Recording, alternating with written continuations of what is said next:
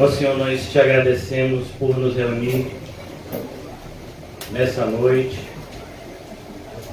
nesse local de culto, Senhor. Mas nós temos aprendido na Tua Palavra e na prática que sem Ti nada podemos fazer. Por isso nos aproximamos, Senhor, com as nossas mãos vazias, mas confiantes que o sangue de Jesus está sobre nós. É no sangue do nosso amado Salvador que ousamos nos apresentar diante de Ti por meio da oração. Obrigado mais uma vez, Senhor, por essa oportunidade de usufruirmos da Tua companhia, como nos foi ensinado neste mesmo local, Senhor. A semelhança de nosso irmão na fé, Moisés, há milhares de anos atrás, nós queremos ver a Tua glória, Senhor. Precisamos da Tua presença contínua conosco, porque somos inclinados a falhar. Em nós reside todo o mal e em Ti reside todo o bem.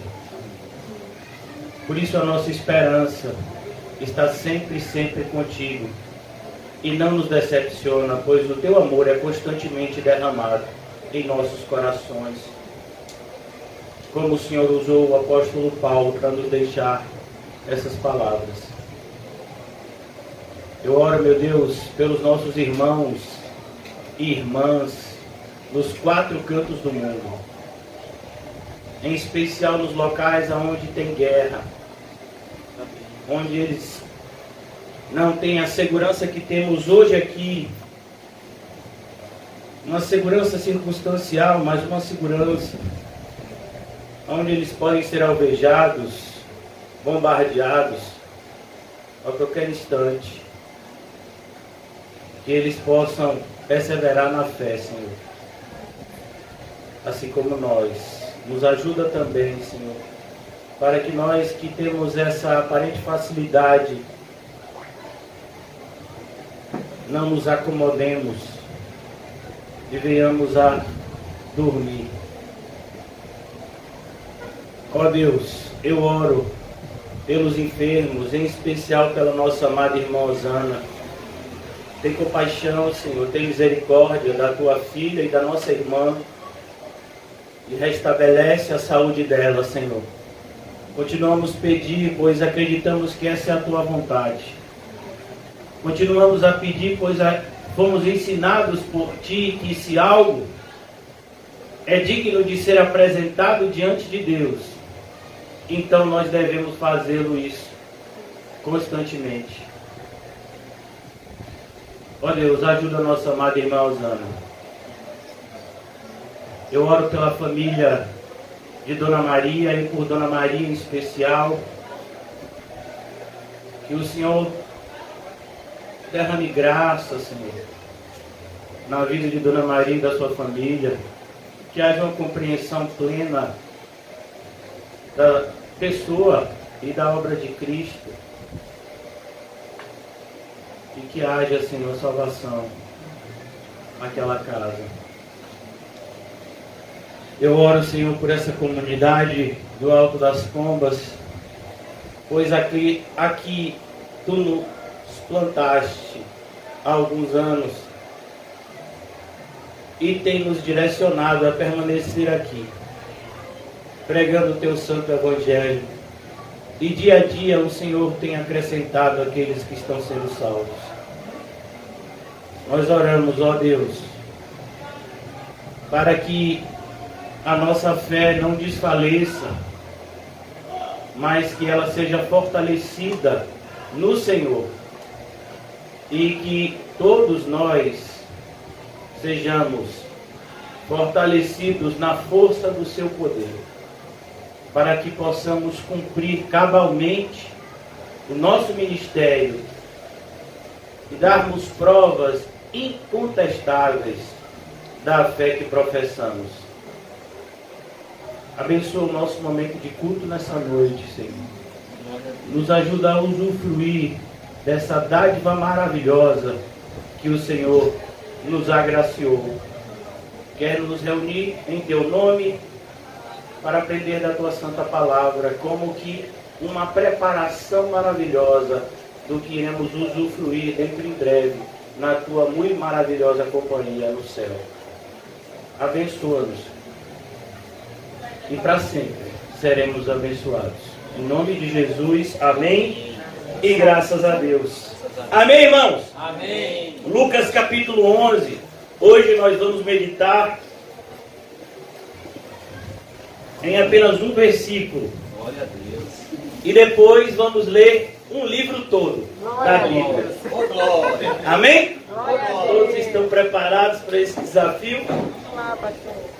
Lucas capítulo 11, versículo 23. O título da nossa mensagem, para aqueles que gostam de escrever o título como eu: quem governa a sua vida? Essa é uma pergunta de extrema importância para qualquer um que se professe cristão. Quem governa a sua vida? Porque a resposta dessa pergunta, ela trará consigo a resposta se nós somos salvos. A nossa salvação, ela é condicionada a essa pergunta. Se Cristo governa a nossa vida, nós somos de Cristo, portanto não temos o que temer, estamos salvos. Mas se somos nós mesmos que ainda governamos a nossa vida, aí sim há o que temer. Porque maldito o homem que confia em si. Maldito o homem que confia em outro. E o pior das hipóteses é se o diabo é que governa a sua vida. Você, dentro em breve, terá o mesmo destino dele. Por isso, mais uma vez, é importante que você reflita. Essa resposta não é algo que você possa responder em alguns minutos, mas é algo para que nós possamos meditar durante horas.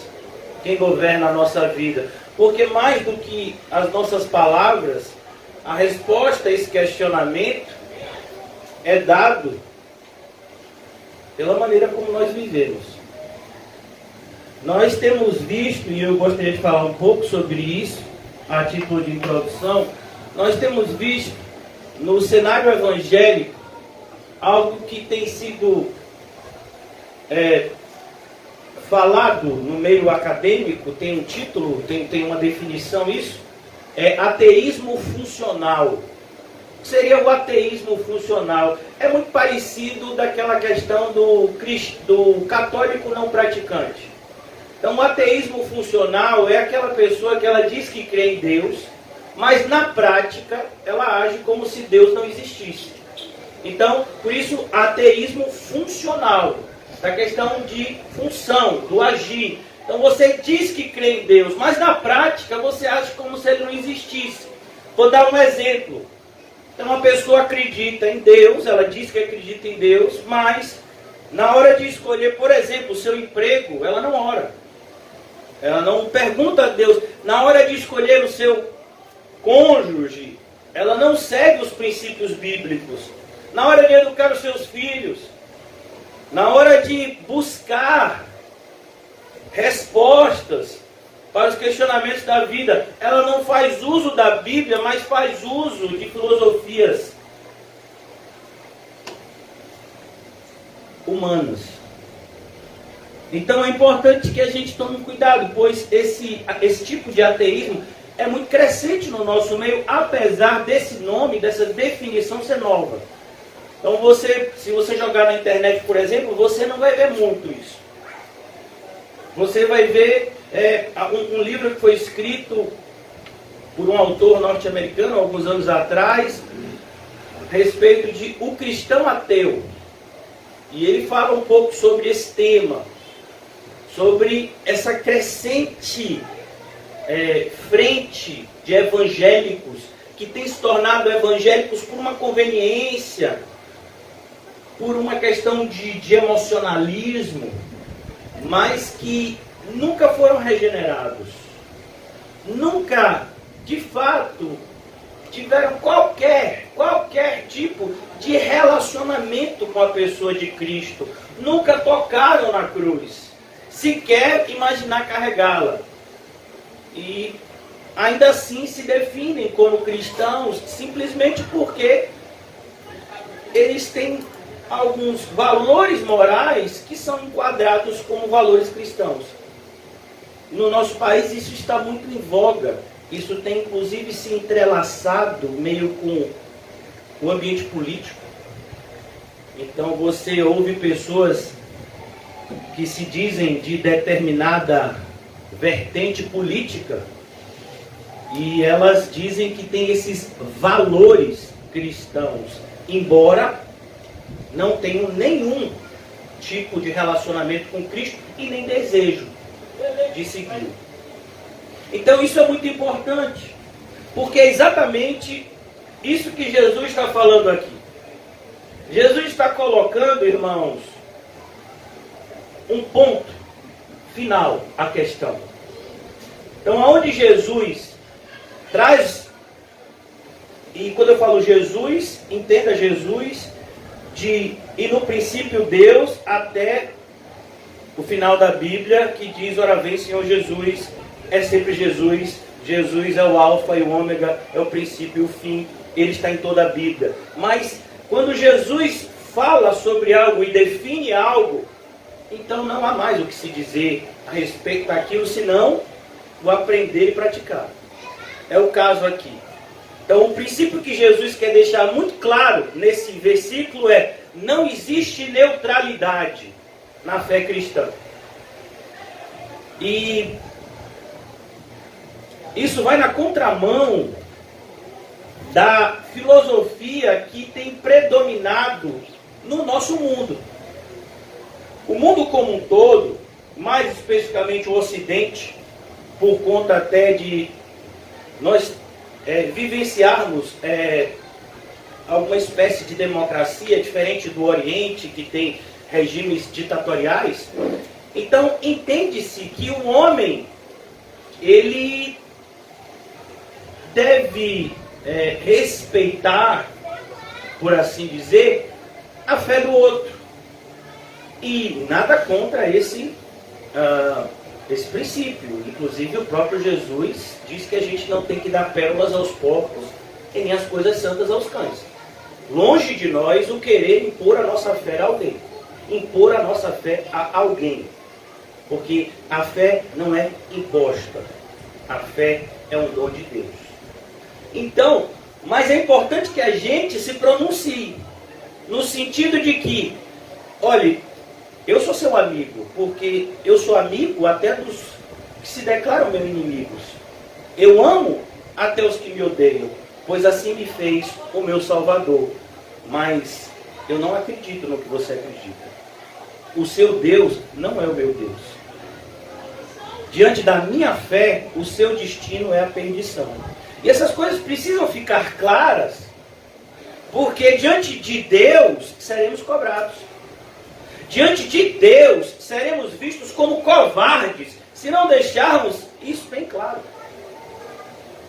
Se não vejamos o que o apóstolo Paulo fez na cidade de Atenas, a cidade que até hoje é vista como o berço da intelectualidade do mundo.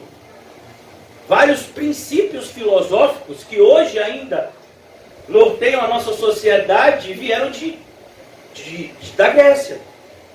E Paulo estava adaptado às suas ideias. Aristóteles, Platão, eles surgiram antes de Cristo. Dá uma olhada aqui. Antes vale até com a linha. Voltou, não foi?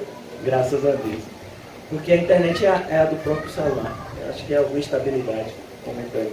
Então, como eu dizia, o apóstolo Paulo, ele notifica aquelas pessoas que em um determinado momento Cristo voltará e ele cobrará de todas as pessoas prestação de contas. E essa ideia de julgamento e juízo, ela é muito clara na Bíblia, tanto nos evangelhos nas cartas e muito mais no livro do Apocalipse. Todos nós prestaremos conta diante de Cristo. E é por isso que Jesus agora vem e diz: quem não é por mim, é contra mim. Então não tem neutralidade. Existe também uma determinada filosofia não tão moderna, que seria, ela diferente do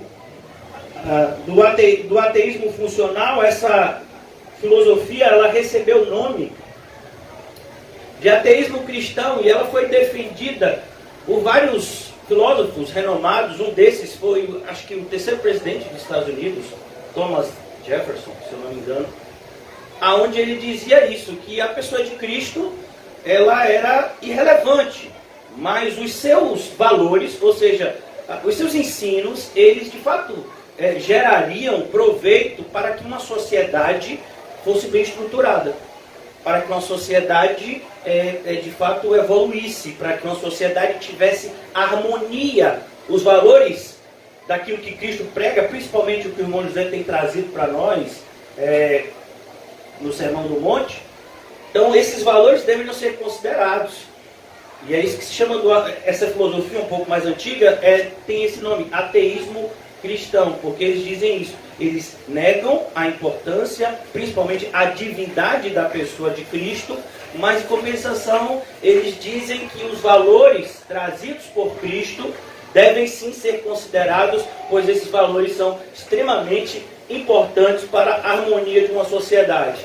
Eu estou dizendo essas coisas para vocês, irmãos, não para que vocês se encham de intelectualidade ou qualquer tipo de intelecto sem proveito, mas o que eu quero mostrar para vocês é que essa realidade já está ao nosso redor. É isso que nós ouvimos e vemos na maior parte das igrejas evangélicas. Então eu fiz questão de delinear e de trazer esses princípios para que vocês entendam o que é que está acontecendo no cenário evangélico mundial, mais especificamente no cenário evangélico brasileiro, que é o que a gente tem vivido de mais perto. Então o que a gente tem visto são pessoas que desconsideram completamente pastores, líderes evangélicos, que desconsideram totalmente a pessoa de Cristo, mas de alguma forma se aproveitam de falas de Cristo para convenientemente trazerem conceitos que a sociedade espera. E é isso que a gente tem assistido. Infelizmente, a maioria das pessoas tem assistido isso de maneira passiva. O cristão não foi chamado para isso. Não é por acaso que nós recebemos uma armadura. Nós estamos em guerra. A nossa guerra é muito mais séria que a guerra na Ucrânia. É muito mais séria que a guerra que teve no Iraque, no Afeganistão. É muito mais séria do que qualquer guerra humana que já existiu. Porque essa nossa guerra, ela veio do céu. Quando um anjo, ele se voltou contra o seu Criador e conseguiu enganar uma terça parte de todos os anjos criados, se rebelarem com ele contra o Criador. Por conta disso foram expulsos do céu, lançados na terra, enfurecidos com o Criador, sabendo eles que nada podiam contra ele, eles voltam a sua ira para nós que somos as criaturas de Deus, mais especificamente para nós que somos os filhos de Deus. Essa é a realidade no mundo espiritual. A nossa guerra, ela é muito mais séria do que a guerra que a gente está vendo na Ucrânia, que é uma guerra extremamente triste e dolorosa como qualquer uma. Eu tenho ficado extremamente atento ao que tem acontecido no cenário mundial, e uma das coisas que me chama a atenção é que sempre que alguma cidade, daquelas grandes cidades lá da Ucrânia, elas estão para ser atacadas por bombas, soa-se uma espécie de campainha, de alarme, sirene. Irmãos, se isso existisse na nossa vida, no ambiente espiritual, a sirene estava tocando agora. A sirene estava tocando quando você estava se vindo para o culto. A sirene te acordaria de manhã. A sirene provavelmente meia-noite tocaria quando você estivesse fechando os olhos. Porque Satanás está ao derredor. Ele não lança bombas, ele lança dardos inflamados. Quando a Bíblia foi escrita, ainda não havia tecnologia da pólvora, nem a tecnologia da força do átomo, nada disso que se vê hoje, mas o que era usado para atingir um alvo à distância era a flecha. Então, é esse o uso que na Bíblia temos. Mas poderíamos dizer que é uma bomba, um morteiro, um míssil, que Satanás lança. Ele lança dardos inflamados. E essa palavra inflamado não fala de infecção, não. Inflamados é algo que está pegando fogo. Era muito comum nas guerras antigas. Você, quando cercava uma cidade, a semelhança do cerco que está acontecendo na Ucrânia, essa estratégia de guerra é milenar. Então, quando você cercava uma cidade, os arqueiros, eles lançavam flechas que entravam na cidade, e essas flechas, normalmente, elas eram embebedadas em piche, eram acesas e logo depois lançadas para que, aonde elas caíssem, independente de cair numa pessoa ou não se esqueçam, naquela época a maioria dos telhados eram de palha, então onde ela caía, ela queimava, ela trazia destruição. E a Bíblia diz que Satanás lança dardos inflamados. Isso está acontecendo agora. Por que você acha que quando o pastor está pregando, às vezes você diz assim, eu acho que alguma coisa me agrediu? Por que você acha que muitas vezes você ouve uma ligação e uma frase, você diz, eu acho que essa pessoa está querendo briga comigo? Como assim? Não somos irmãos? Satanás está de olho em você, muito mais do que você está de olho nele. Satanás é muito mais dedicado à causa dele do que nós à nossa. Isso é triste. É uma triste realidade. Mas isso é verdade. Ele sabe que pouco tempo lhe resta. E ele quer trazer o máximo de destruição que ele pode. É por isso, irmãos, que Jesus usa essa palavra tão divisória. Porque aqui é algo radical. É algo que divide.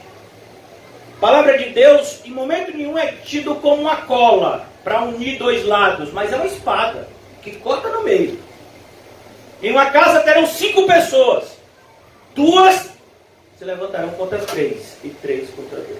O pai entregará o seu filho. E não é entregar o seu filho para ir para o hospital, para a clínica, não, viu? É para ser morto. O filho entregará o seu pai. Nora entregará a sua sogra e vice-versa. Esse é o cenário. Uma das coisas tristes uma das diversas coisas tristes que vimos no cenário da pandemia mundial é o sentimentalismo de muitos cristãos de querer voltar atrás, no sentido de que, como era bom aquela época que a gente não precisava usar máscara, e que não tinha assim essas restrições todas. Então, assim, como era bom, o pecado reinava. Por exemplo, nós estaríamos com a nossa cidade infestada de turistas nessa altura, porque a gente está na semana do carnaval. Provavelmente ainda estariam cheios de sons espalhados pela rua. Isso é bom para você? Mas como era bom quando não tinha pandemia. Irmãos, a pandemia, ela foi um presente de Deus para ver se acordava os cristãos, porque o cuidado de Deus é com os eleitos. Os não eleitos, eles já estão destinados à destruição. Por mais duro que essa realidade possa parecer aos seus ouvidos. Mas essa é a realidade das Escrituras. Se Jesus ainda não voltou destruindo esse mundo e fazendo nova todas as coisas para o seu povo, é porque ainda existem alguns do seu povo que não foram encontrados. Daí a nossa missão de evangelizar, com toda a dedicação. Então, ele diz aqui, quem não é por mim, é contra mim. E aí eu tenho que perguntar a você, de que lado você está? Você está do lado de Cristo? Me prove. Me prove que você está do lado dele. Quais são as credenciais?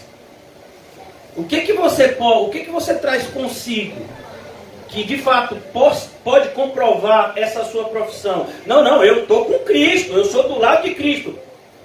Como foi que você viveu essa semana? Se eu te pedisse um relatório, como foi sua semana?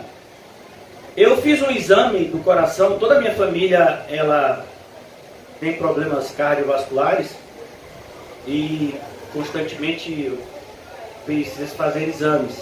Recentemente eu tive até alguns episódios de pressão alta. E algum tempo atrás eu fiz um exame. Existe um exame específico que você coloca um medidor de pressão e ele fica preso a você durante 24 horas. E aquele medidor de pressão, ele vai medir a sua pressão em vários momentos do dia. Porque o propósito desse exame é trazer uma visão mais realista, fidedigna do seu dia para o cardiologista, para ele identificar se de fato a sua pressão ela é alterada, ou se é algo assim mais momentâneo, em virtude de algum tipo de circunstância, ou se é algo mais físico mesmo. Então aquilo mede. Aí às vezes você está lá dormindo, o negócio começa a inchar. Então, mas é para entender, mas será que sua pressão está alta quando você dorme? Quando você acorda, quando você come? Então, vai medir aqui. Né? Então aquilo vai dizer para o cardiologista, aquilo é um dos exames mais assim, importantes para que o cardiologista venha a fechar um diagnóstico se de fato você tem problema de pressão ou não. Então é isso, o que eu estou querendo mostrar para você é, cadê o relatório? Porque nesse exame, a parte que faz o exame, ela tem um papelzinho em que você tem que escrever todos os medicamentos que você fez uso nesse interregno, né, nesse intervalo de tempo de 24 horas. E se aconteceu algum evento, tipo uma batida de carro, algo diferente, você bota ali e qual hora foi para poder o médico identificar. Não, teve um pico de pressão, mas foi porque ele disse que teve uma discussão em casa e por algum motivo. Então aqui foi esse horário aqui. Então você faz o relatório e entrega junto com o exame. Então, eu estou dizendo isso, irmãos, porque eu quero saber qual é o seu relatório. Sobre você. É sobre você, não é sobre o seu vizinho. Não é nem sobre a sua esposa, o seu cônjuge e o seu filho. É sobre você. Porque naquele grande dia é você e Cristo. E ninguém mais. É individual essa audiência. É você e ele. Ah, mas eu sou casado. Não importa. A sua esposa vai ter a vez dela. Seu marido vai ter a vez dele. Mas e meus filhos? Vão ter a vez deles. Meus pais vão ter a vez deles. É você e Cristo. Tem uma passagem que deixa isso muito claro, tem várias. Mas uma que deixa muito claro é a parábola das 10 virgens. Quando elas são chamadas a dividir o azeite com as que não tinham azeite guardado, não podemos fazer isso. Porque se dermos para você, vai falar para a gente. Vão e comprem. E elas de fato foram comprar. Mas quando voltaram, a porta estava fechada. E não mais foi aberta. A palavra do Senhor que diz, batei e será aberto, só vale até a volta do noivo. O noivo voltou, acabou. É como na época de Noé. A porta ficou aberta um monte de tempo. Imagine para aquela quantidade de bicho entrar. Até que Deus, não foi Noé, Deus fechou a porta por fora. Porque talvez Noé, no seu sentimento, no seu sentimentalismo, na sua emocionalidade, no seu emocionalismo, ele fosse levado a querer abrir a porta para alguém entrar. Mas isso não depende de nós. A porta foi fechada por Deus. Aí veio o dilúvio e matou a todos. Só sobreviveram Noé e a sua família. Assim será na vida do Filho do Homem. Mais uma vez, faço a pergunta a vocês. Quem não é por mim, é contra mim. Se você está contra Cristo, irmãos, então você está do lado derrotado. Por mais aparentemente pareça que você está vencendo. Aqueles que estão contra Cristo, que estão do lado do mundo, eles usufruem de prazeres que os verdadeiros cristãos não usufruem. Eles têm determinadas alegrias que os verdadeiros cristãos não têm mais. Eles já sabem que aquilo é falso. Então, Jesus então conclui o seu pensamento dizendo: e quem comigo não ajunta.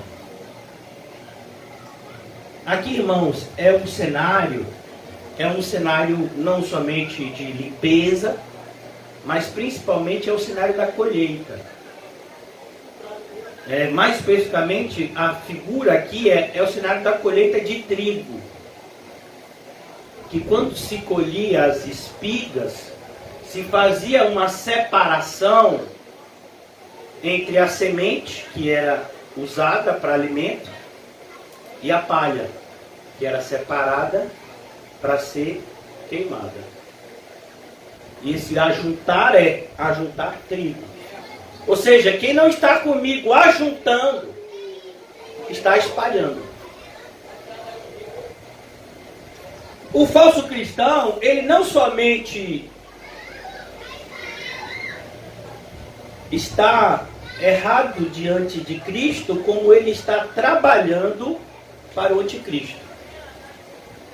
O falso cristão, ele comete duas ações, dois pecados em uma única ação, por assim dizer, uma única ação, dois efeitos. Ele não somente envergonha Cristo, como ele dissemina o falso evangelho. A possibilidade de uma falsa sensação de salvação. Então Jesus diz: quem comigo não ajunta. Ele dá a ideia de que não existe cristianismo confortável. Não existe cristianismo passivo, parado, estático. Você tem que estar trabalhando, ajuntando. Se você não está fazendo isso, você está atrapalhando. Mas eu não estou fazendo nada. Então você está ocupando espaço. Você está usando oxigênio que poderia ser dado para outra pessoa. Cuidado, irmãos. Cristo está neste lugar. Cristo está vendo. Por isso eu queria rapidamente, não vou demorar, trazer, eu disse para vocês que a gente ia ler um livro. É um dos menores livros da Bíblia, para a alegria de muitos, que é o livro de Judas. Eu não vou ler o livro desse Iscariotes, sem vergonha. Não, esse não é Iscariotes, pode ficar tranquilo. Esse Judas aqui, eu não vou dizer que ele é gente boa, mas eu vou lhe dizer que ele é gente regenerada. E ele é cheio do Espírito Santo e é pelo Espírito que essas palavras chegaram a nós. Carta de Judas é uma carta muito pequenininha, ela é muito próxima, as suas palavras, né? Elas são muito próximas. Tem muita gente até que junta, né? Que estuda ela em conjunto com 2 Pedro. Trazem passagens muito parecidas. Mas Judas, ele... já no começo da carta, a carta de um único capítulo, só tem um capítulo. São 25 versículos, se eu não me engano, isso mesmo. E nessa carta tão breve, ele já revela de pronto qual era o seu objetivo. Era: cuidado, você precisa proteger a fé. É isso que o mundo quer roubar de você. É isso que Satanás está tentando, de alguma forma, tirar de você, a sua fé. entenda que a fé, ela tem um oposto. O oposto da fé não é a incredulidade, é a dúvida. Às vezes a gente pensa que o oposto da fé é a incredulidade. Então não, a pessoa é incrédula, não acredita em nada. Ou então a pessoa é crente. Não, o oposto da fé é a dúvida. Se você só duvidar um pouquinho, você já não tem mais fé. Não precisa muita coisa. Não precisa comer a maçã inteira. O fruto proibido não foi ingerido por completo. Pelo menos a Bíblia diz, deixa claro, foi uma mordida. Um pouquinho de fermento leveda toda a massa. Uma laranja estragada danifica todo o suco. Então, o que Judas quer trazer, olha que coisa interessante. Judas capítulo 1. Capítulo único, versículo 1. Judas, servo de Jesus Cristo. Eu acho tão bonito essa apresentação, porque a tradição nos ensina de que Judas, esse Judas mais especificamente, Judas era um nome comum, esse Judas ele é meio irmão de Jesus, a semelhança de Tiago. Mas ele não se diz irmão, meu irmão de Jesus, ele diz eu sou servo. Ele entendia que o seu meu irmão era Deus, era 100% homem e 100% Deus. Judas, servo de Jesus Cristo e irmão de Tiago. Tiago é Tiago mesmo, que tem a carta de Tiago. Eles eram meio-irmãos de Jesus. 2 meio-irmãos. Que quando Jesus estava vivo, lá em João capítulo 7 diz, eles não criam nele. Marcos capítulo 3, se eu não me engano, quando Jesus estava pregando, eles foram junto com sua mãe prender Jesus, porque eles diziam que ele estava fora de si. Agora, ele é servo de Jesus. Há esperança para a nossa família. Judas, servo de Jesus Cristo, irmão de Tiago. Aos chamados, percebeu? O contexto de chamados aqui, irmãos, está intimamente ligado a um princípio que o apóstolo Paulo nos ensina em Romanos 8. Aos que de antemão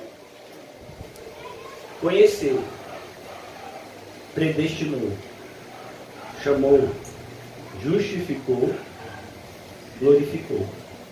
Não é um chamado genérico, é o chamado eficaz, é o chamado particular, é o chamado íntimo, o coração regenerado do cristão. Aos chamados, amados em Deus Pai, eles são amados. Não importa que o mundo nos odeia. Não importa que pessoas que a gente ama nos rejeitam, porque Cristo nos ama. E para nós isso é suficiente. Inclusive para amar os que nos rejeitam.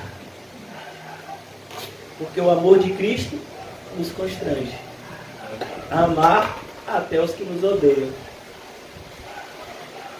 E guardados. Olha, essa carta é escrita num ambiente de crescente insegurança para os cristãos. Os cristãos já haviam sido perseguidos no primeiro momento pelos judeus e seriam brevemente perseguidos pelos romanos. Seriam vistos como inimigos do Estado. Mas eles estão guardados. E eu acho bonito, porque quem traz essa expressão primeiramente é Paulo. Mas essa expressão incorporada por toda a igreja é aqui escrita por Judas. Em essa ideia no grego, que é o idioma original da carta, significa dentro de. A ideia é que você entrou em Cristo. É como se Cristo fosse um guarda-roupa. E você se escondesse nele e se sentisse seguro lá. Ninguém vai lhe pegar lá. Lá você está guardado. Guardados em Jesus Cristo. Aí ele diz o cumprimento de um cristão. O que um cristão deseja para si é o que ele deseja para os outros. Porque ele ama a Deus acima de todas as coisas e ao próximo como a ele mesmo. Então o que desejamos para o próximo é o que desejamos para nós. Misericórdia, paz e amor. É isso que a gente deseja. vos sejam multiplicados. Na contramão da multiplicação da maldade, tem a multiplicação do amor na vida dos cristãos. Jesus fala no capítulo 24 de Mateus que por se multiplicar a maldade, o amor de quase todos se esfriaria, quase todos. Porque existem aqueles que ele chamou, que ele reservou, que estão guardados nele. Que a maldade não multiplicará neles, mas multiplicará neles o amor, a misericórdia, a paz. Não é maravilhoso isso? Mas aqui agora começa o chamado, a seriedade da batalha espiritual cristã. Amados, olha como Judas se dirige aos seus irmãos. Amados, eu amo vocês. E olha, ele vai falar coisas duras. Ele vai falar coisas difíceis de ouvir. Mas ele começa dizendo, amados, eu vou dizer para vocês, é difícil, mas eu amo vocês, é por isso que eu estou falando sobre isso. Porque a gente disciplina quem ama.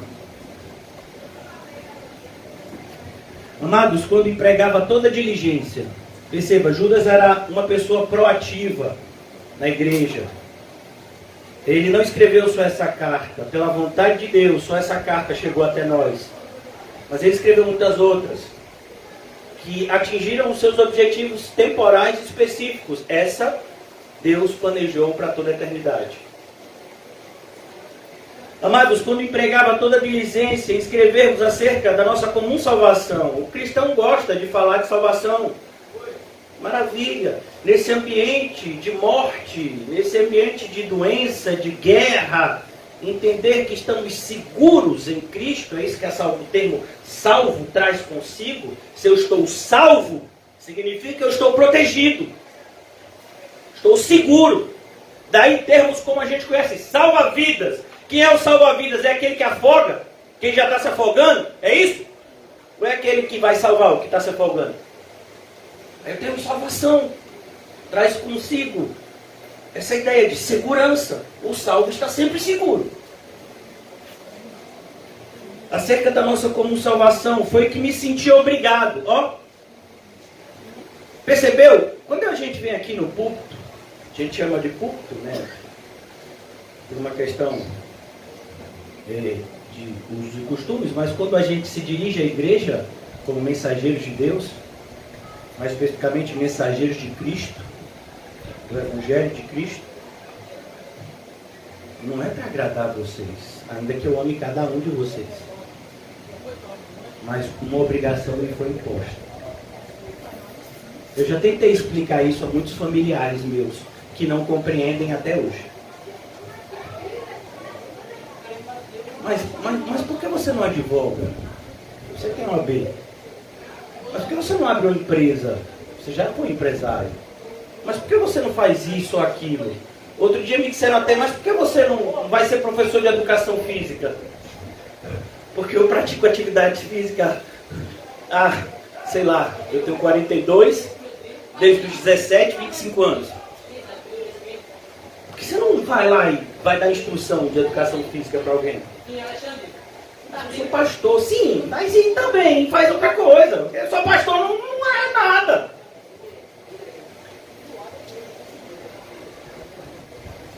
Há uma obrigação.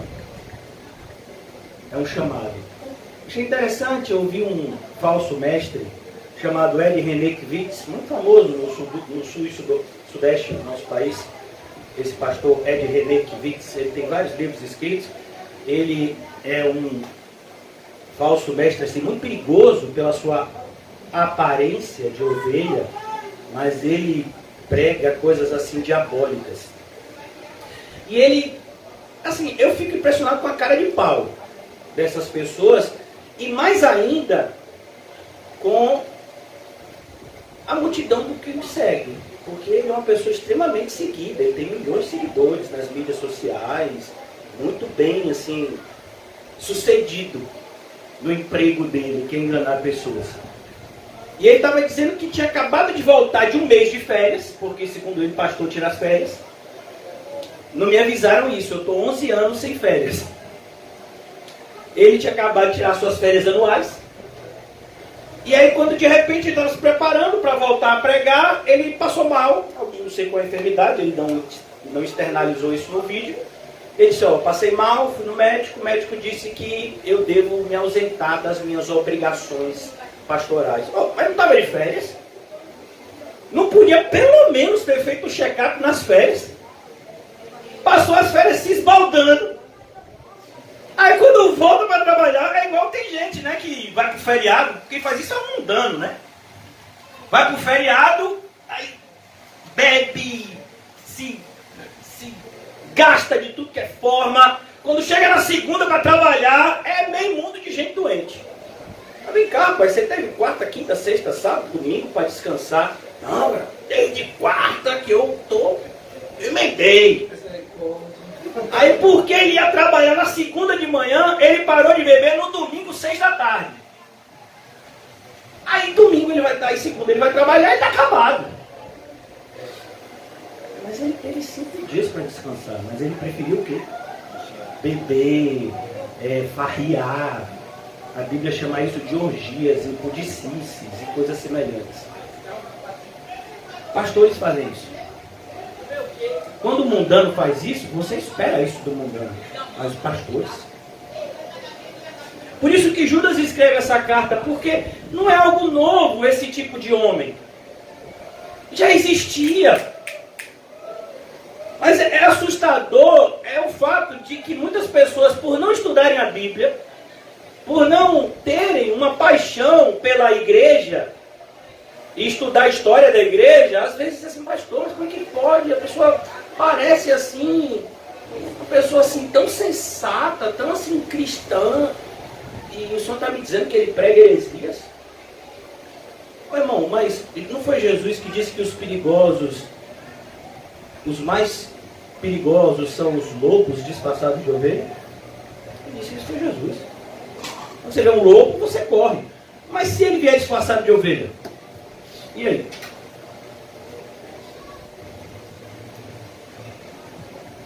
Você tentar correr, meu filho, já é tarde. O lobo corre muito mais que a ovelha.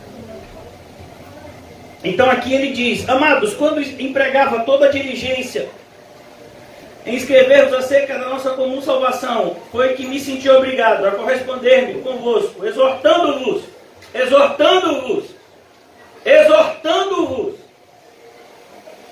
não é exaltando não, viu? Ele não está exaltando não, ele está exortando. A ideia aqui é de correção, é em amor, mas é correção. Ele está chamando a atenção. A batalhardes. Vem cá, você baixou a espada por quê? Quem disse que você está em paz? Quem disse que a guerra acabou? Você tirou o colete por quê? Cadê o escudo? Cadê o capacete? Cadê a sandália da preparação do evangelho? Está onde? Não, é que eu estou de férias. Mas o seu inimigo não está.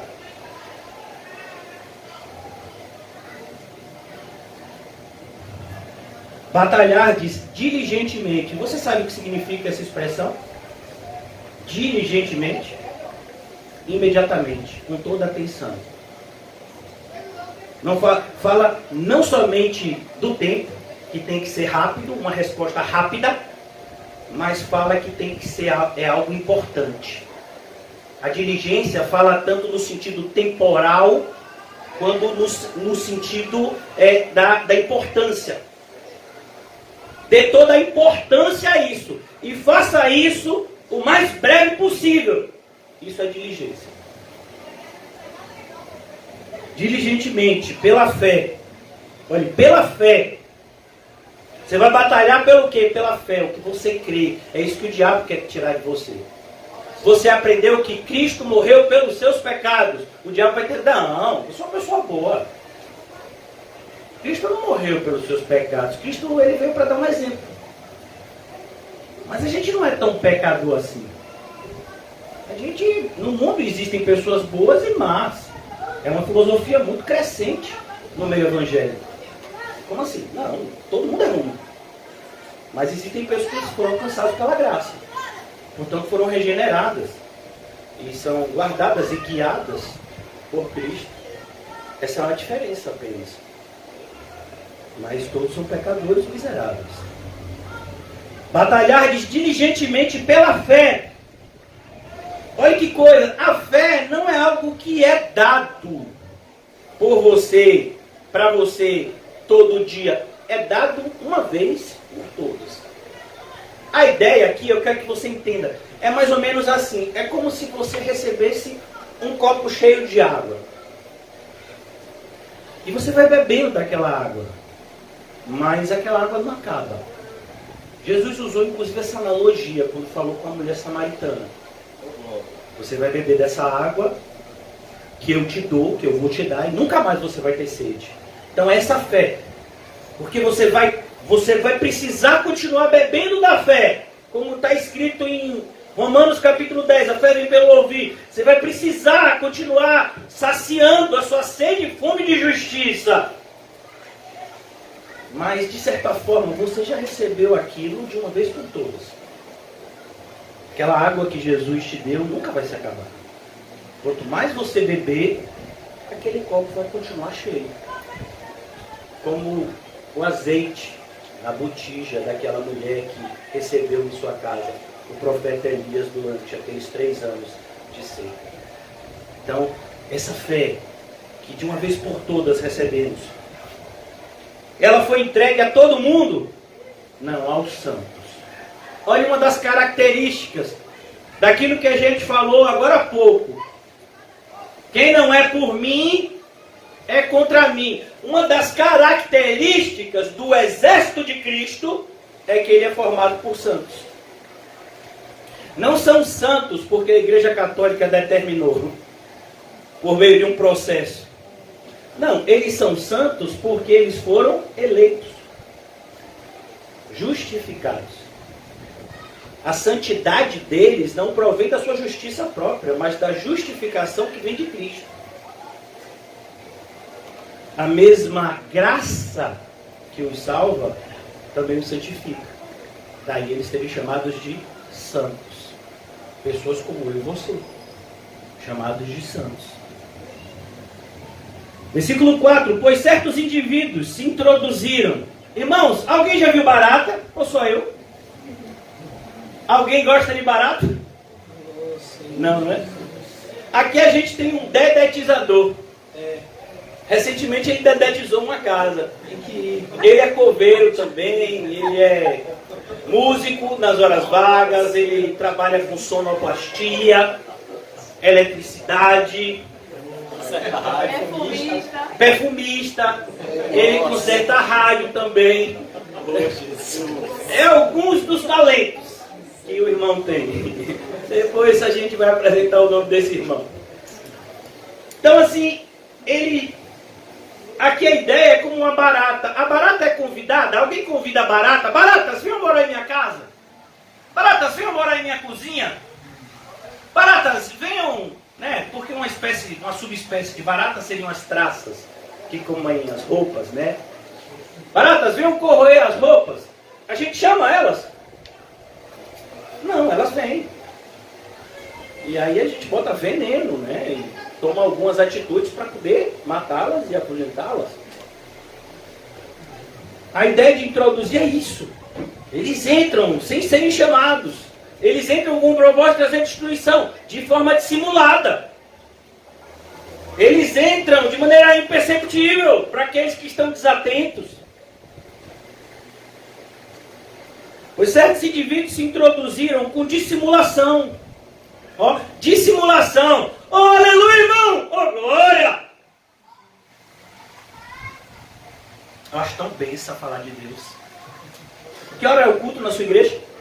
Ah, porque eu amo falar de Deus. Ah, eu amo. Eu amo a Bíblia, amo a palavra. Amo. Sou assim com Cristo.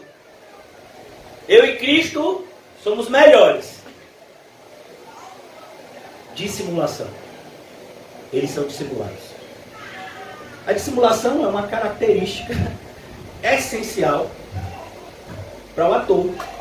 Nós que vivemos na época das novelas, para quem assiste, Então o ator, ele não é médico, ele não é advogado, ele não é nada daquilo que ele está ensinando.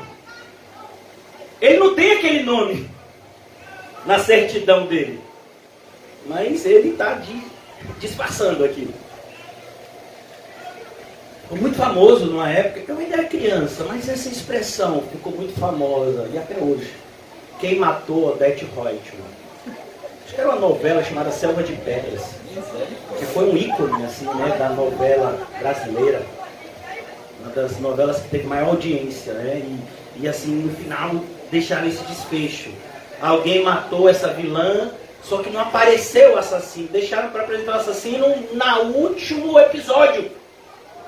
E aí, muitas pessoas não assistiram, e não tinha como hoje esse negócio de gravar, ver depois. Aí era aquela pergunta, quem matou a Odete Roitman?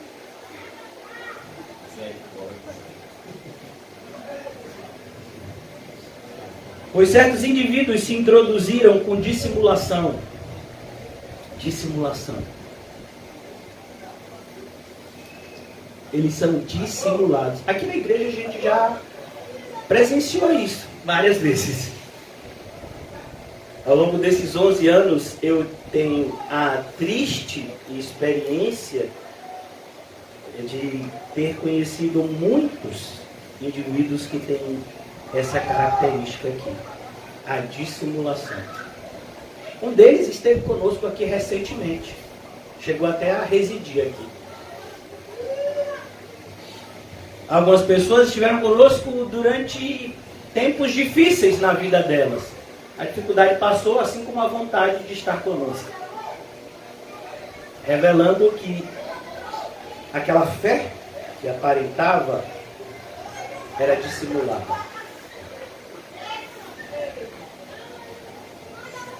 Irmãos, somos baianos. Um dos símbolos, não somente da nossa cidade, mas do nosso estado, é uma igreja que está na Cidade Baixa, chamada de Igreja do Senhor do Bom Fim. Muito famosa. Famosa, inclusive, por fitinhas que pessoas pegam e amarram. Eu já fiz isso, né? E tinha que amarrar 3 nós. Esses 3 nós são 3 pedidos. E você não pode cortar. A fitinha vai se dissolvendo. E, teoricamente, antes dela dissolver completamente, aqueles 3 pedidos vão ser realizados. É mentira. Eu já experimentei. Mas eu não sei se vocês estão bem informados em relação à religiosidade baiana, mas muitas pessoas, independente de serem católicos ou não, porque essa é uma igreja católica, por mais incrível que pareça, apesar de ser uma igreja que as suas escadarias são lavadas por pessoas do candomblé, mas ela é católica. As pessoas sobem a colina na última sexta-feira do ano e na primeira sexta-feira. Vocês sabiam disso? Pois é, fiquem sabendo. Vocês não são tão religiosos quanto a maioria dos baianos. Não, é a última sexta-feira do ano. Eu vou no Bom Fim. Vou agradecer ao Senhor por esse ano. Muitos amigos ímpios que eu tive, pessoas que viviam vidas imorais, devassas,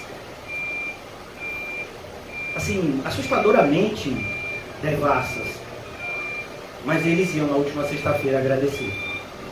E eles iam também na primeira sexta-feira, ou na primeira, última sexta-feira, aí eu me perdi um pouco, mas sei que é sempre sexta-feira. Pedir pelo ano que se inicia. Sempre faziam isso. Tinha um amigo meu que se formou comigo na faculdade, diferente de mim, ele hoje é muito rico. Ele tem vários carros importados, e todos os carros dele têm as fitinhas do Senhor do Bom Fim protegendo. Alguns são amarrados até naquela parte, né, que, chamado de, como é? Aquilo dali que você vê atrás. É uma espécie de retrovisor, né? Que fica dentro. O nome daquilo? É retrovisor também, né? Porque tem os laterais e tem aquele central. Então amarram as fitinhas, né? Que é para dizer que o carro está protegido. Tem gente que vem e diz, pastor, eu comprei um carro, unge aqui a chave. Pastor, arruma um óleo ungido aí em cima do meu carro novo, pastor.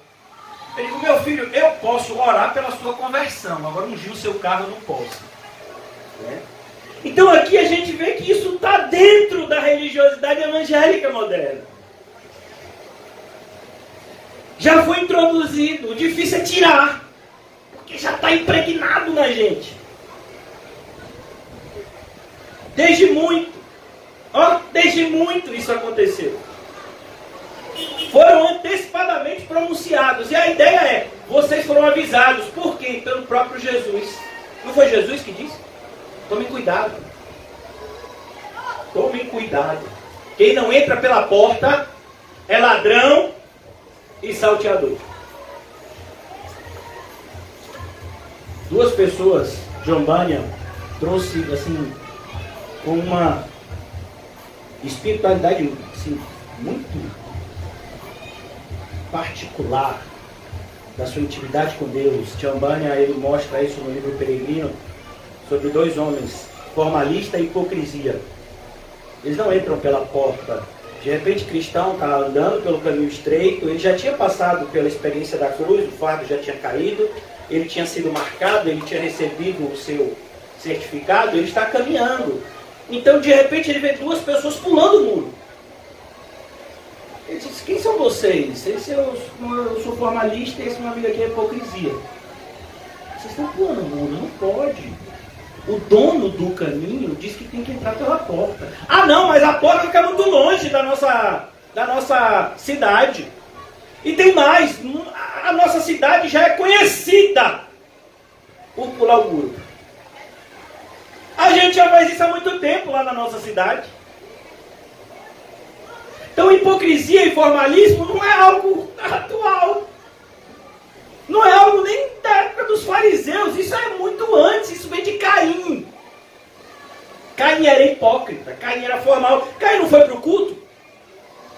Caim não apresentou a Deus uma oferta? Isso é formalidade. Mas ele era hipócrita. Dissimulado. Antecipadamente pronunciados para esta condenação. Essas pessoas estão condenadas. Por isso nós não devemos sentir raiva dessas pessoas. Devemos ter compaixão. Porque essas pessoas, elas estão se auto-sabotando.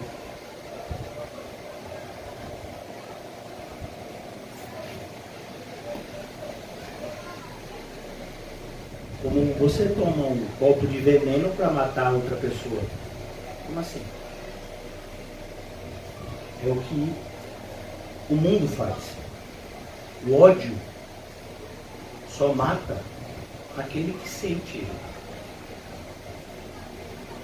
Pastor, determinadas pessoas me odeiam. Ô meu filho, para elas é horrível. Agora você as odeia? Não, pastor, eu as amo. Glória a Deus. Continue assim. Mantenha o seu coração guardado. Não permita que o ódio do mundo influencia o seu amor. Eu não vou conseguir, irmãos, concluir. Acho que já ficou claro isso, né? E se Deus permitir, vai ficar para domingo o final desse sermão. Os quais desde muito foram antecipadamente pronunciados para esta condenação. Homens ímpios, a característica daqueles que são contra Cristo. O que eu quero mostrar para vocês é o paralelismo desse livro, dessa carta e o versículo que a gente está lendo.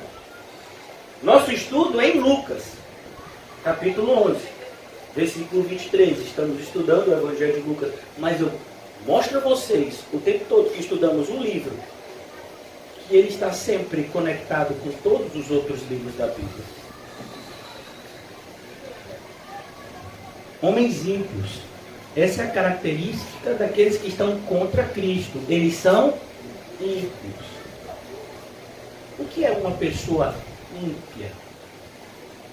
A impiedade é o oposto da piedade. O que seria a piedade? A piedade, num sentido assim bem simplório, a piedade é você ser como Cristo, é você buscar ser como Cristo. Cristo, ele é o paradigma da piedade. Ele é o referencial. É por isso que nós corremos com perseverança, olhando para ele. Cristo, ele é o piedoso. Ele é a piedade personificada. E nós caminhamos no caminho da piedade quando andamos nos seus passos.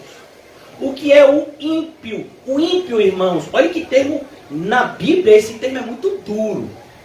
É porque a gente não estuda como deveria. E a gente trata o termo ímpio com uma certa banalidade. Mas a impiedade dá uma ideia como o anticristo. Então, como Cristo é o símbolo da piedade, os anticristos são o símbolo da impiedade. Assim como cada cristão é uma espécie, por assim dizer, de pequeno Cristo, daí o termo cristão. Esse termo cristão não foi um termo que a igreja deu a si mesmo, mas que as pessoas que viam os seguidores de Cristo começaram a chamá-los, primeiro de maneira irônica, porque as pessoas que seguiam a Cristo eram chamados por dois nomes: seguidores do caminho ou nazarenos, porque eles eram discípulos de Jesus de Nazaré. Mas do meio do primeiro século para o final do primeiro século começou a surgir esse termo, cristão, um termo grego que dá a ideia de pequeno Cristo. E ele surge, essas pessoas elas querem imitar tanto o seu Salvador, o Cristo, elas são pequenos Cristos. E quem falava isso eram aqueles que não acreditavam. Mas a fé dos que acreditavam era tamanha que eles viam Cristo nas pessoas, pequenos Cristos. Assim como existem pequenos anticristos. Esse é o ímpio. O ímpio é aquele que está a serviço do diabo, por mais difícil que seja ouvir isso. Eu sei que é difícil. Eu sei que é duro a gente olhar para um amigo, para um parente e identificá-lo dessa forma. Mas essa é uma realidade. É a mesma coisa quando um parente seu é diagnosticado com câncer.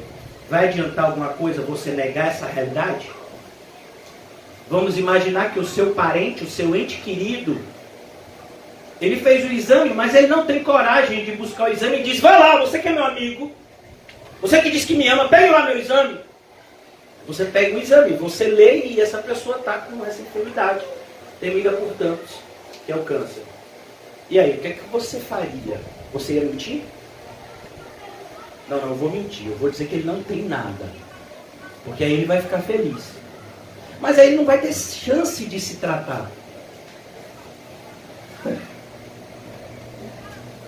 Mas pelo menos eu vou deixar ele feliz. É como algumas pessoas já dizem: não, pastor, tem mentiras que são ruins, mas tem mentiras que são boas. Mas como mentiras podem ser boas se o pai da mentira é o diabo? Mentira é mentira, irmão. Não, mas se eu falar a verdade, vai machucar. Mas existem determinados machucados que não são somente necessários, mas são para o nosso bem. Quem aqui já tomou injeção? A maioria de nós foi vacinado. Uma injeção dói. Uma injeção é um elemento cortante penetrando a nossa pele. Existem injeções extremamente dolorosas. Quando eu era menor, eu sofri muito na minha infância com inflamações na garganta. E na minha época não tinha as medicações que muitas vezes tem hoje. Eu tomei muitas vezes uma injeção temida chamada Benjetacil. O nome dela não é Begetacil não, como eu pensava, é Benjetacil. Chame pelo nome direito. E dói. Normalmente quando você toma ela, e ela é dada numa região que tenha bastante carne, você fica uns 2 dias sem sentar direito. Eu aprendi em nome de Jesus. Mas ela é para o seu bem. Ela é para o seu bem. Eu tinha dores na garganta por conta da infecção bacteriana e a Benjetacil que eu tomava em poucas horas, um dia ou 2 no máximo. A infecção já tinha parado. Eu voltava a poder fazer as coisas de maneira normal. Doía. Eu não gostava. Mas era para o meu bem. Assim, a palavra de Deus muitas vezes dói, machuca. Mas o sofrimento segundo Deus opera arrependimento para a salvação. Vocês sabiam que quando Paulo fala isso em 2 Coríntios, ele está falando da palavra? Ele não está falando de sofrimento físico, ainda que possa ser aplicado dessa forma também.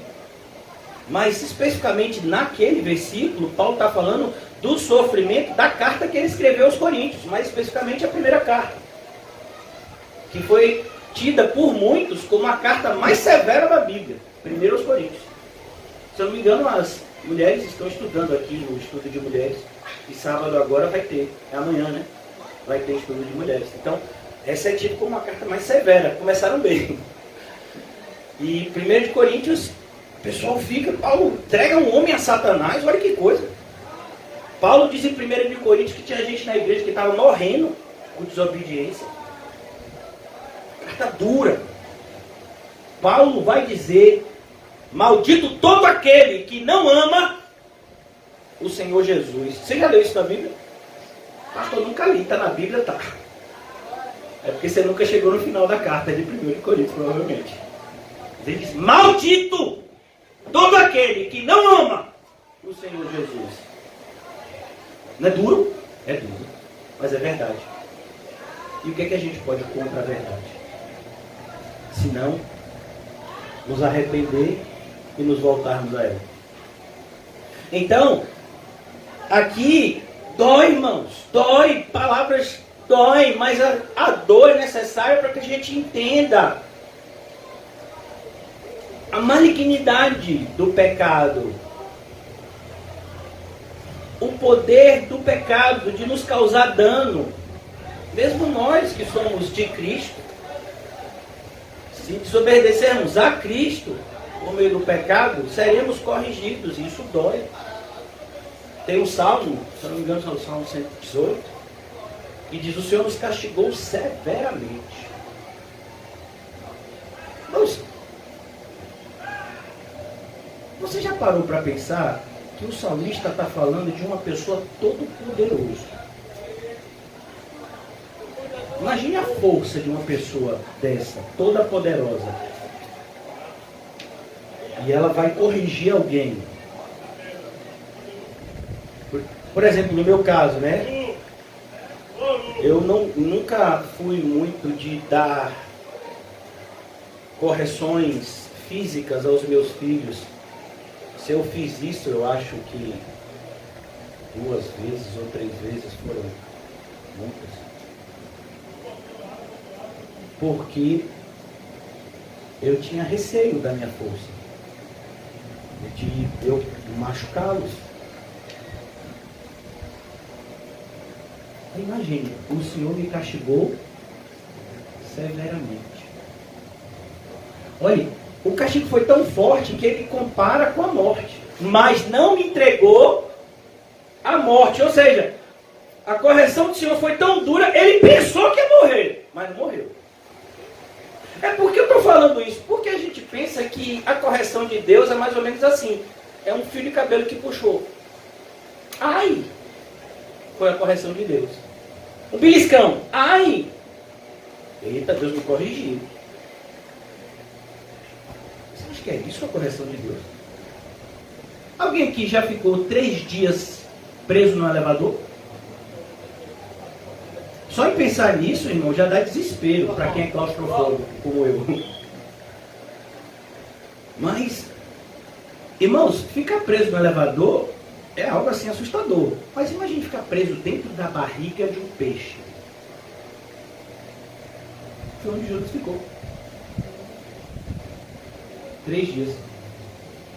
Quando a gente entra no elevador, tem lá, né? Em caso de emergência, ligue para tal lugar. Mas se tiver sem celular, olha que agonia.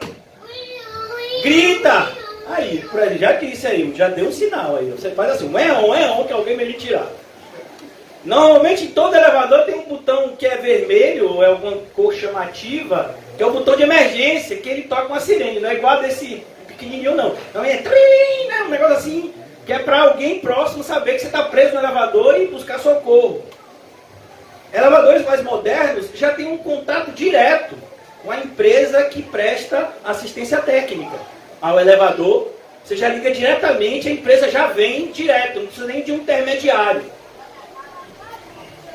E a gente já fica com medo de ficar preso no elevador. Aí você fica preso dentro da barriga de um peixe. 3 dias. Isso foi a correção de Jonas. E Jonas era profeta. E Jonas era de Deus.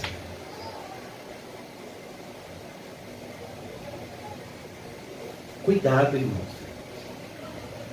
Deus açoita aos que Ele ama. Ele não vai açoitar você porque você está fazendo o que Ele mandou. Ele vai fazer isso quando você não faz. E não acho por um segundo sequer que o amor dele vai impedir de corrigi-lo. Muito pelo contrário. O amor de Deus vai fazer com que Ele te corrija o mais breve possível. Eu li para vocês recentemente um trecho desse livro, O Peregrino, que é tão forte que o diretor do filme e do desenho não quis botar no filme e no desenho. Por isso que quando a gente vê o filme O Peregrino, tanto o mais novo quanto o mais antigo e o desenho, existem algumas partes que não estão lá. É porque o livro é um pouco, ele é mais longo, né? E tem partes que de repente o diretor acha que ia assustar o auditório, né? Aqueles que estão vendo. E uma dessas partes é essa. Quando o cristão já está próximo da cidade santa, ele é enganado por um ser que se disfarçou de anjo, mas na verdade é um demônio. Ele e o seu companheiro Esperança ficam presos em uma rede, tipo uma armadilha, né? E aí vem um anjo e os solta. Eles clamam e Deus manda um anjo para soltá-los. Mas aquele anjo, ele tem na mão um açoite. Imagine, eu vim lhe salvar. E essa vara é para quê? É como o papai e a mamãe. Eu vim lhe buscar na escola. Me ligaram. É um exemplo meu. Eu era uma pessoa que dei. Aqui eu tenho uma testemunha dos meus feitos. Nada bons quando eu era criança. Estudei em colégio de freira. E ficava de castigo muito. E algumas vezes eu fazia coisas que as freiras achavam tão feias que elas ligavam para o meu pai, que ia me buscar na escola. Uma vez ele me pegou da diretoria e me levou até o carro. Era um caminho, o colégio era bem grande, como se fosse daqui até mais ou menos a pracinha ali pela orelha. Eu era bem quietinho. Né? Mas ele fez isso porque ele me amava. Eu não tenho dúvida que ele me ama do ponto de vista humano.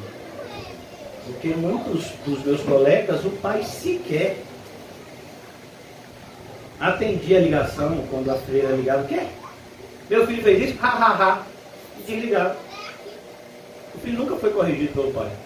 O pai estava muito mais preocupado com a sua própria vida. Deus não é assim. Deus está preocupado com você.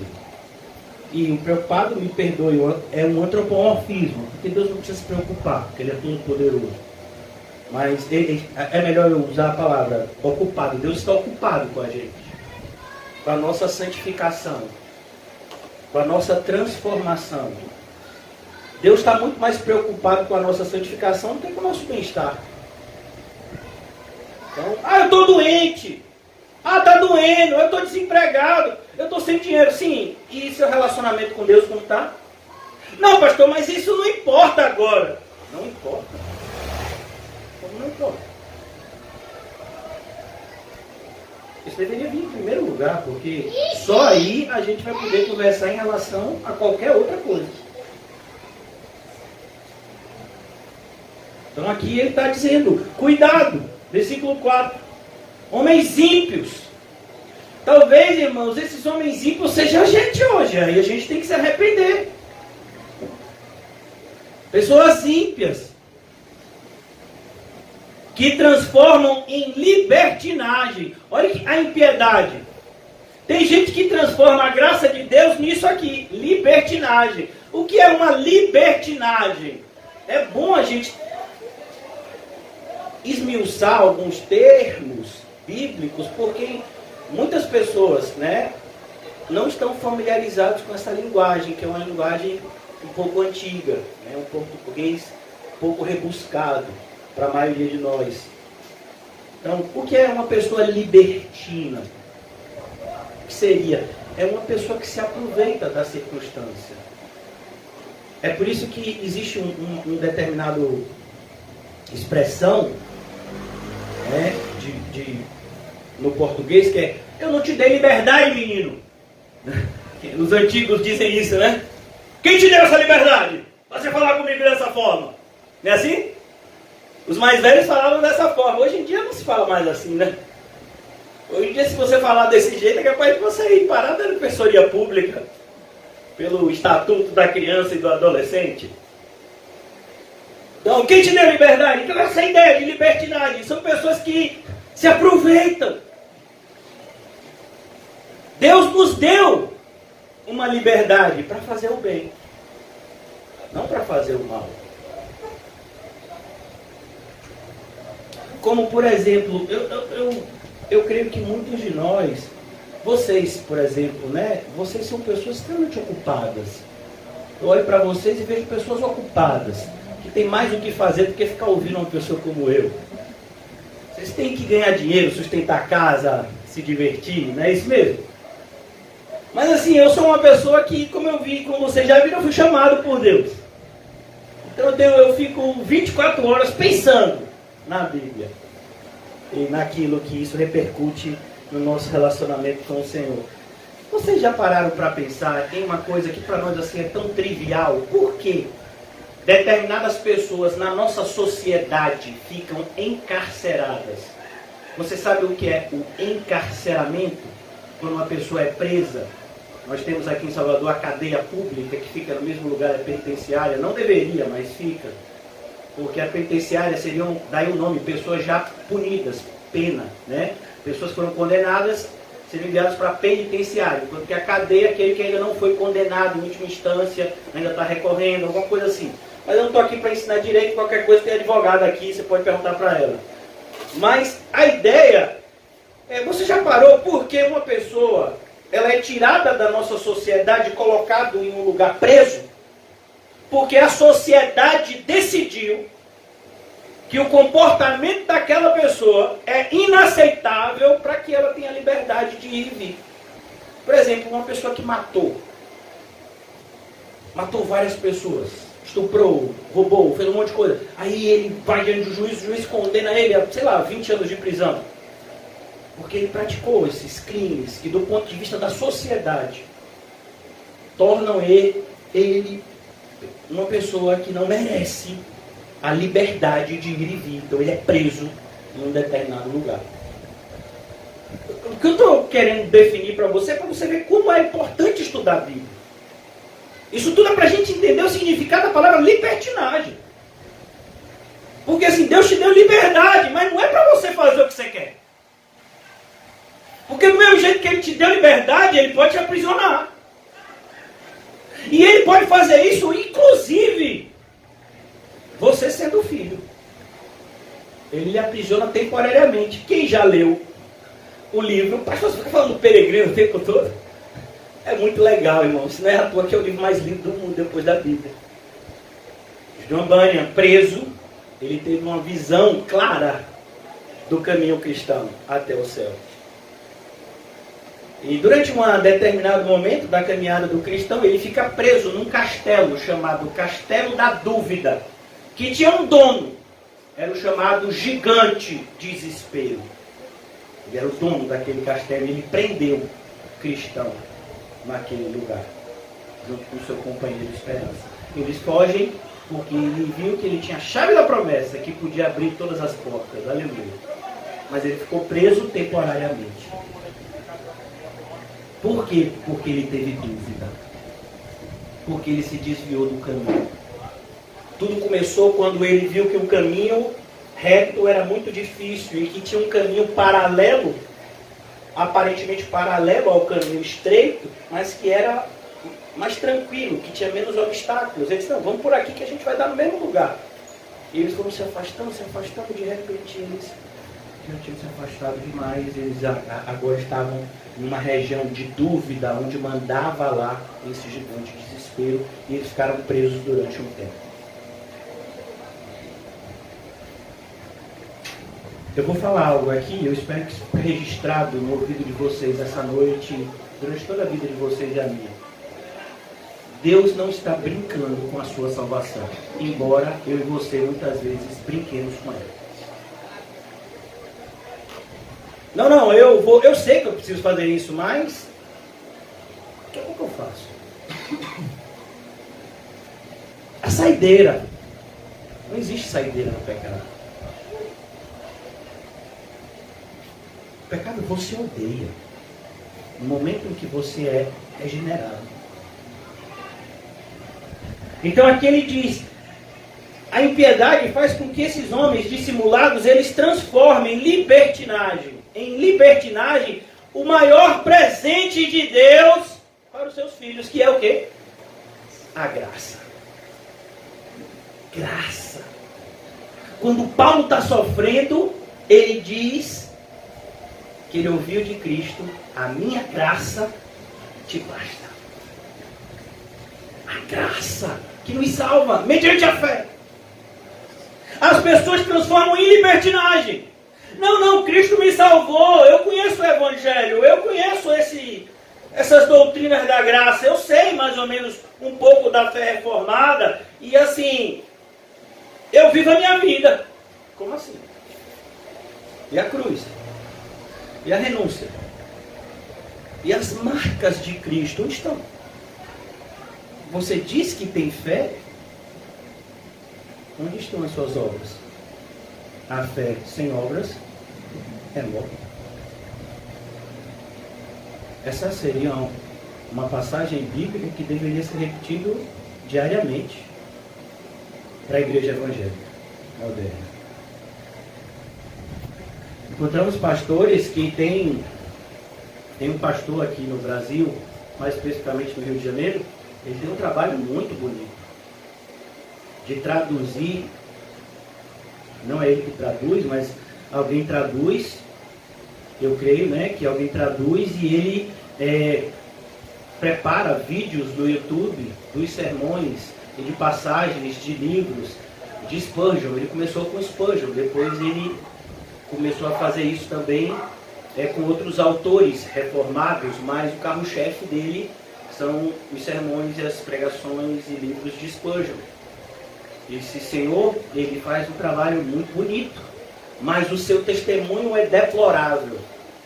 Recentemente, um irmão na fé, não foi um irmão, perdoe, uma irmã na fé, que tem contato com a igreja dele, por meio das mídias sociais, ele postou, que a sua esposa, que tem 12 cachorros, isso mesmo, 12 cachorros, ela estava ocupada, o seu filho precisava de algum tipo de assistência médica, e que por conta disso, ele teria que tomar conta dos 12 cachorros e não poderia fazer a pregação. A live, né, que era a pregação, uma vez que esse pastor ele é acompanhado por pessoas do mundo inteiro, ele tem milhares de seguidores, ele faz lives, né? Não sei quais são os dias, até porque eu procuro não ter nenhum tipo de comunhão, quando eu vejo que a pessoa não está andando no caminho certo. Mas assim, ele não faria aquela live por esse motivo, e ele deixou isso bem claro, assim, no comunicado na mídia social dele. Irmãos, hoje eu não vou fazer a live porque minha esposa está levando meu filho e eu fiquei encarregado de tomar conta dos cachorros. Eu não sei se ele usou esse termo, acho que ele usou peludos, alguma coisa assim. Você acha que isso é uma atitude cristã? Mas, irmãos, se esse homem viesse apresentar qualquer princípio bíblico aqui hoje, ele faria melhor do que eu. Ele tem muito mais estudo que eu, ele leu muito mais livros reformados do que eu, ele provavelmente deve ter lido a Bíblia muito mais vezes do que eu, mas por algum motivo, ele transforma em libertinagem a graça de Deus. Uma das características desse pastor também é que ele tem um time de futebol que ele é apaixonado. E ele deixa isso bem claro nas suas mídias sociais. Eu estou falando de coisas, não são coisas que a gente procura investigar, mas são coisas que a própria pessoa divulga como se isso fosse bom. Ele é apaixonado por um time de futebol. Mas é a mesma Bíblia que eu tenho, que ele tem, que diz que nós devemos lutar contra as paixões e não alimentá-las. Como eu posso seguir uma pessoa dessa? Aí talvez essa pessoa diga, não, mas eu nunca chamei ninguém para me seguir. Eu falo para as pessoas seguirem a Cristo. Normalmente o hipócrita diria isso. Por quê? Porque ele não quer a responsabilidade de ser cristão. Cristo não está brincando, irmãos. Mas tem muitas pessoas que estão brincando de ser cristão. Elas querem o bônus sem o ônus. Elas querem os privilégios sem as responsabilidades. É isso que ele está dizendo aqui para a gente. É isso que é transformar. Perceba, o significado de cada palavra é importante. Transformar significa mudar a forma original. Não sei se vocês já viram esses quadros em alguns programas, transformação. Pega uma pessoa e muda a cor do cabelo, muda o corte, muda a roupa, faz maquiagem, sobrancelha, e aí pega a foto do antes e depois... Tô diferente, outra pessoa! Transformou. A transformação do cristão foi uma só, das trevas para a luz. E agora é luz. Mas essas pessoas que nunca foram transformadas das trevas para a luz, nunca foram feitas novas criaturas, elas simplesmente mudaram as vestes. Mas por dentro ainda continuam as mesmas. Então elas transformam em libertinagem a graça do nosso Deus. É triste isso. Está aqui. E você só não leva a sério se você não quiser. Você só não pode dizer que você não foi avisado. E negam o nosso único e soberano Senhor Jesus Cristo. Pastor, mas me perdoe, eu conheço essa pessoa que o senhor falou aí. Eu assisto os vídeos, gosto. Tenho até um cachorro que tem o nome dos cachorros dele. Torço para um time de futebol também. Eu nunca vi ele negando ao Senhor Jesus Cristo. Irmãos, negar ao Senhor Jesus Cristo não significa dizer eu nego Jesus Cristo. Não, negar Jesus Cristo significa eu não sigo o seu exemplo. Em 1 de João 2 isso fica muito claro. Todos os que dizem estar em Cristo, qual é a palavra? Necessariamente. O que é isso? É uma condição necessária. É uma condição essencial. Sem essa condição, você não é cristão. É como, por exemplo, aqui a gente tem um irmão que trabalha em um órgão público ligado ao Detran e pergunte a ele se uma pessoa que tem deficiência visual completa, uma pessoa que é completamente cega, se ela pode tirar a carteira de motorista. Pode? Pode? Mas por que não? Porque discriminação. Ah, não, eu acho isso um absurdo. Como você acha que o cego iria dirigir um carro?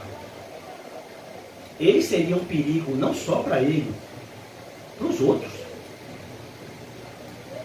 É uma condição necessária que uma pessoa que dirige um veículo, ele tem que, no mínimo, enxergar o caminho que ele está percorrendo. Daí o motivo de não poder dirigir alcoolizado, não poder dirigir sob a influência de determinados medicamentos, justamente por conta da seriedade de se dirigir uma máquina. O carro é uma máquina. E ele não só transporta pessoas, mas o número de pessoas que morrem vítimas de acidente de carro é enorme. Então, ele está dizendo, necessariamente, quem diz que estar em Cristo tem que andar. 1 de João 2,6. Tem que andar. Não é só falar como ele falou, é andar como ele andou. Tem gente que acha que é falar como ele falou. Eu vou pregar o evangelho verdadeiro, eu vou propagar o evangelho verdadeiro, agora viver como Cristo, eu não sou Cristo, mas deveria. Você deveria ser um pequeno Cristo, você deveria ser uma parte de Cristo, somos chamados de corpo de Cristo. Não podemos nos desculpar, devemos nos arrepender e mudar. Todo que confessa e deixa, alcança misericórdia. Mas quem cobre as suas transgressões, jamais prosperará. Então, quando Judas diz aqui, eu vou concluir nessa passagem, irmãos, nega o nosso único e soberano Senhor, negar Cristo é isso. É o que eu comecei a dizer a vocês. É esse crescente movimento de pessoas que se dizem cristãos, mas vivem como se Cristo não tivesse vindo, não tivesse morrido pelos nossos pecados e não estivesse a voltar para nos buscar. Eles dizem que são cristãos, mas eles não creem no que Cristo falou. Eles escolhem no que eles vão acreditar. Mas eles dizem que são cristãos. Mas se comportam como ímpios. Eles se comportam como o oposto daquilo que professam. É assustador se aproximar de pessoas assim. Porque você se aproxima pensando que essa pessoa ela é parecida com Cristo. E se você conversa 5 minutos com uma pessoa dessa, você se assusta. Porque essas pessoas usam jargões assim, uma linguagem chula. Usam um palavreado assim, ímpio. Mas quando estão pregando, é um negócio assim, toda uma eloquência, todo um preparo. Os sermões são preparados por essas pessoas. Eu acho que eu tenho que aprender isso com elas, né? Eu não preparo daí. Eu só estudo. E eles preparam, mas acabou o sermão, meu filho. Mundo, eu te amo. Mundo, agora é eu e você. Misericórdia, é isso mesmo. Mas é assim que muitas pessoas têm vivido. Olha, irmãos,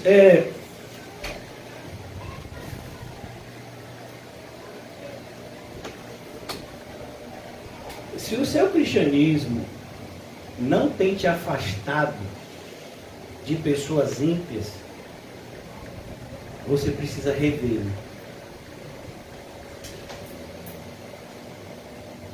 Se o seu cristianismo não incomoda as trevas, você precisa revê-lo. A gente não está aqui para agradar o mundo. O mundo vai nos odiar. A gente está aqui para cumprir uma missão.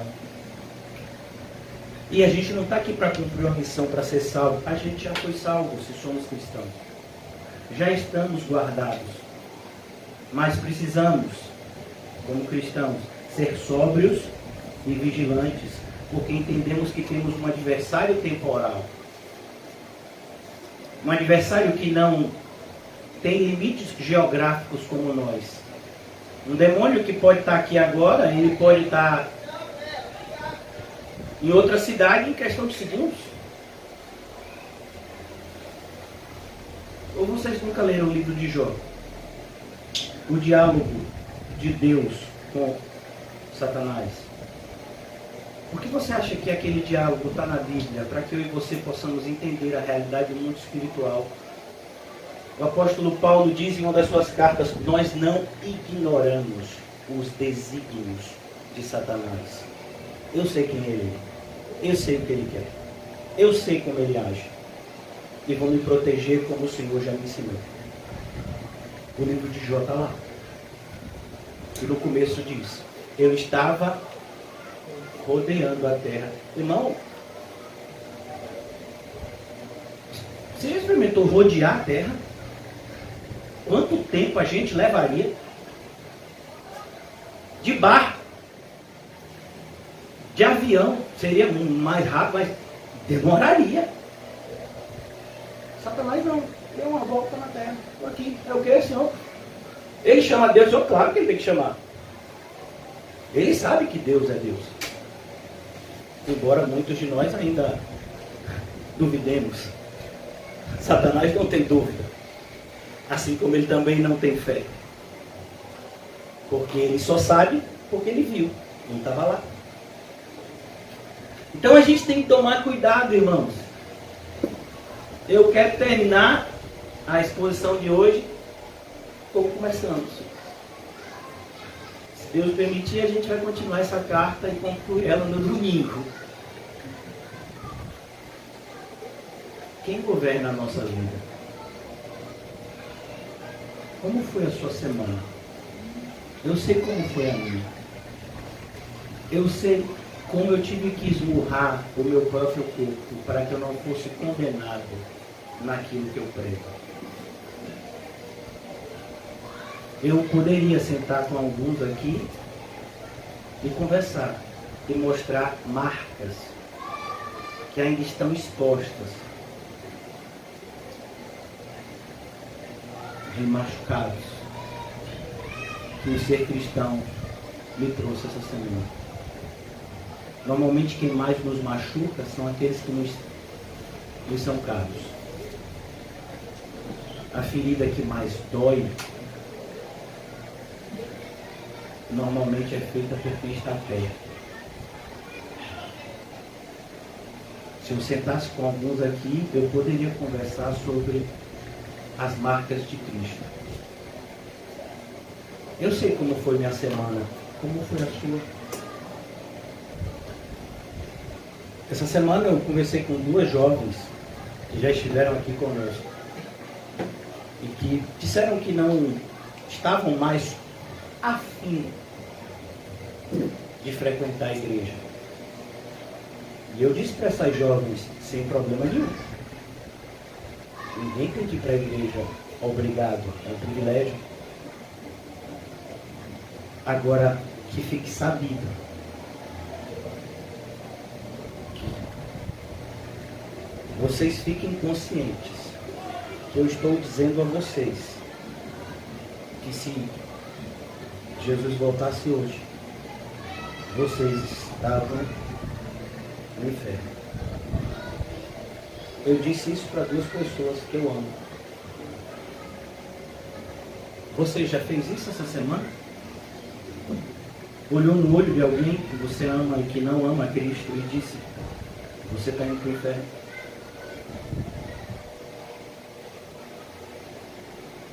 Isso não é ódio, não, irmão. Isso é o amor no mais alto grau. Num grau tão alto que esse mundo não conhece e chama de ódio. Mas é amor. Por isso eu pergunto: quem governa você? Quando eu faço essa pergunta a você, eu estou perguntando: quem governa as suas emoções?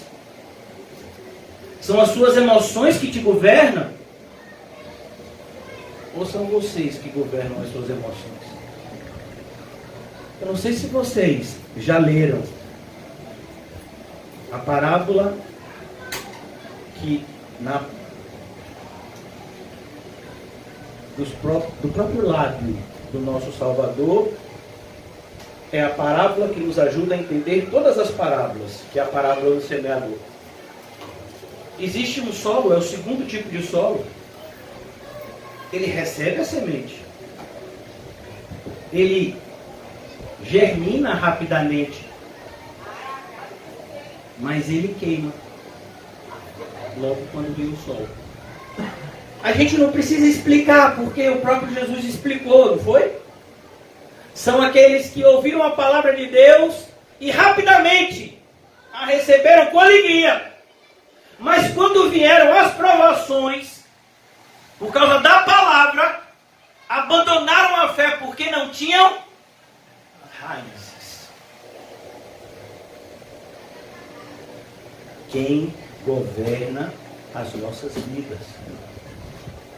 Ó, irmãos, me perdoe, eu tinha marcado de terminar o culto hoje 8h30. São 9h09, mas eu vou concluir. Mas eu quero te fazer esse alerta. Se você tiver que abandonar o seu emprego, abandone. Se você tiver que falar algo que vai fazer pessoas se afastarem de você, fale. Entenda que na Bíblia não existe diferença entre pecado de ação e pecado de omissão. Pecado é pecado. Não fazer nada é tão errado quanto fazer o que é errado.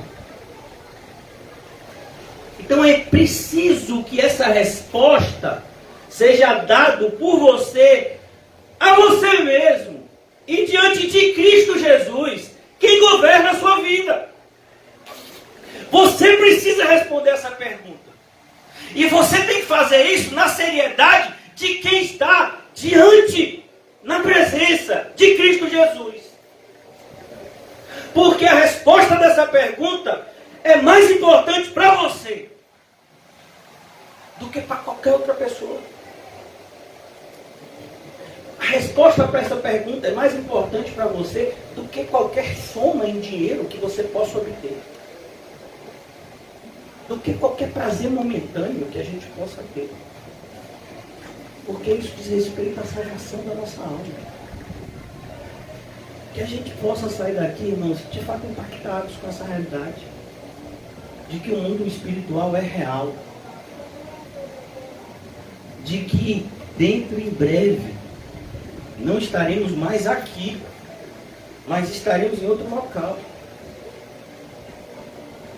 E podemos estar em um local onde a felicidade é indescritível, mas também podemos estar em um local onde o tormento é indescritível.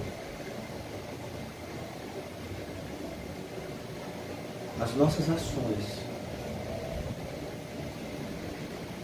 muitas vezes, falam mais alto do que as nossas palavras. Vamos orar. Amado Deus e Pai, nos colocamos nessa noite como publicano, que subiu ao templo para orar e que não se achava digno de elevar os olhos ao céu, mas batia no seu peito e dizia: tem misericórdia de mim, que sou pecador. Mas entendemos também, Senhor, pelos teus ensinos, Senhor Jesus, que seja eternamente bendito o teu nome, seja eternamente bendita a tua palavra, que nos ensina: vá e não peques mais, para que não te suceda algo ainda pior. Que essa verdade é tão verdade quanto a justificação daquele pecador arrependido.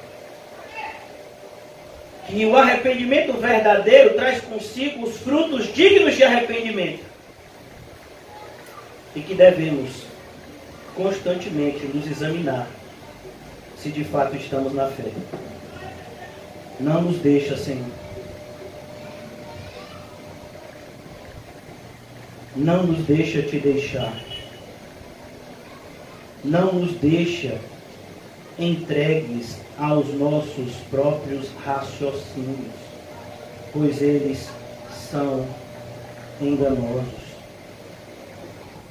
Mas que estejamos cada vez mais sujeitos a Ti, dispostos a resistir aos ataques do diabo e confiantes de que com a tua presença nas nossas vidas, ele fugirá de nós e nós conseguiremos completar a carreira que nos está proposta. Ajuda-nos, Senhor, a professar e a viver a fé que de uma vez por todas nos foi dada por meio do teu sangue. Bendito Jesus, bendito Salvador, bendito Redentor, que seja eternamente bendito o teu santo nome, Senhor Jesus. Santo, santo, santo é o Senhor. Que sejamos alcançados por essa santidade, que ela impacte as nossas vidas e nos ajude a viver como de fato devemos, como luzeiros que iluminam esse mundo de densas trevas. Que sejamos luz, Senhor, como assim nos foi dado pela tua soberana vontade de ser. Oramos em nome de Jesus. Amém e graças a Deus. Amém, irmãos? Saúdem-se mutuamente com um cumprimento santo. E não se esqueça de, antes de dormir essa noite, responder a você mesmo: quem governa a sua vida? Que Deus abençoe a todos. Os que amam a Jesus